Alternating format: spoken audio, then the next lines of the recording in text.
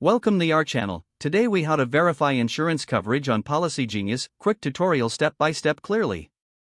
To verify insurance coverage on Policygenius, start by visiting the Policygenius website. Once on the home page, locate the search bar at the top of the page. Type in the type of insurance you want to verify. Press enter or click the search icon to get your results. Browse through the list of insurance options displayed. Select the specific policy you are interested in. This will lead you to an overview of the insurance details. Look for the coverage section on the page. Click on it to expand and view the policy specifics. Review the coverage options, limits, and exclusions provided. If you need more information, check for FAQs or a support section on the website. If necessary, use the live chat feature for immediate assistance. Alternatively, you can contact customer service for personalized help. Make sure to gather any relevant documents or account information before reaching out.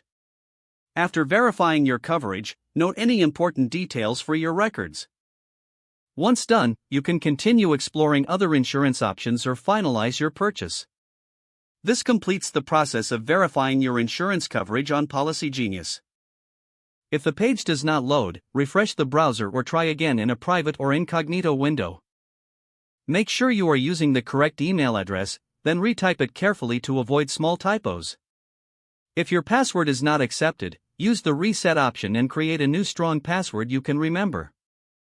Check your spam folder for verification or security emails, then complete any requested confirmation steps.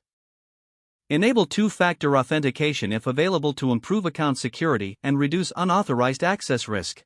After signing in, review your profile details so your contact information and settings are accurate and current.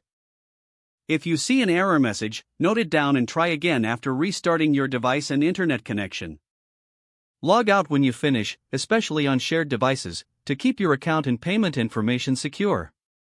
If the page does not load, refresh the browser or try again in a private or incognito window.